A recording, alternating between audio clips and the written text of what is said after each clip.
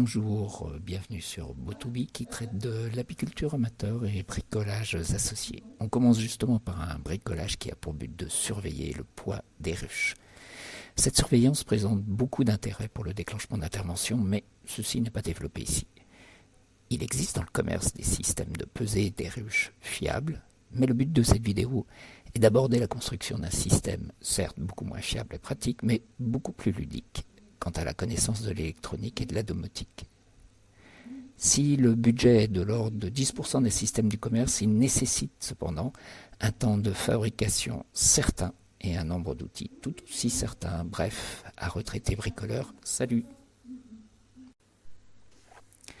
Commençons par une petite présentation. Cette vidéo sera découpée en plusieurs épisodes pour des questions de facilité de montage. Classiquement, on retrouvera une présentation du résultat, puis seront détaillées les étapes les plus importantes comme l'appro des composants, les découpes carrelage et support, les collages et soudures des connexions et enfin les tests. Il sera également détaillé les aspects paramétrage sous ESP Easy et Domotiz. Le résultat final se présente sous la forme d'un ensemble constitué d'une toiture de protection qui protège un carrelage, lui-même support des capteurs de l'électronique. Le tout est posé sur une cale en bois équipée de pastilles métalliques pour éviter le poinçonnement des capteurs. À noter que ce système est alimenté en continu sous 5 volts par un chargeur type chargeur de téléphone. La transmission des données se fait en Wi-Fi, dans mon cas via un routeur déporté en liaison filaire Ethernet avec ma box. Pour les ruches hors de portée du réseau, d'autres solutions seront à prévoir pour le rapatriement des données. Quels composants sont nécessaires? Les capteurs de poids choisis sont des modèles bas de gamme dont il faudra gérer par logiciel les instabilités. Leur montage en pont Weston sera numérisé par le HX711 livré avec. Les données brutes sont transmises à un ESP32C3 flashé sous ESP Easy. Ce dernier filtrera les instabilités avant de téléverser les résultats sur un Domotiz.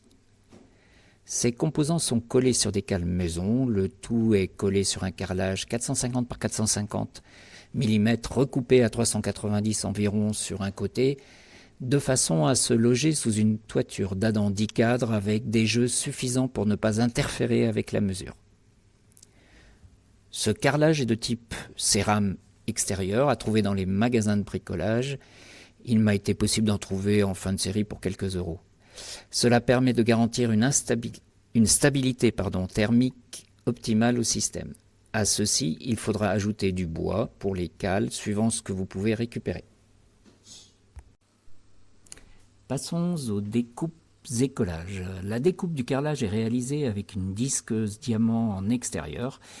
Pensez aux EPIs indispensables. J'ai ajouté des petites cales de 40 mm par 40 mm en parquet stratifié de récupération pour surélever le carrelage au niveau du capteur. Ceci donne de la marge pour la connexion de l'ESP32C3 et pour les autres fils également. Les capteurs de poids demandent des supports spécifiques pour libérer toute contrainte au niveau de la partie centrale. La portée se fait par la périphérie du capteur via un support maison en imprimante 3D. Cette périphérie est surélevée de 2 mm environ pour laisser libre les rivets centraux lors de la pose sur le carrelage.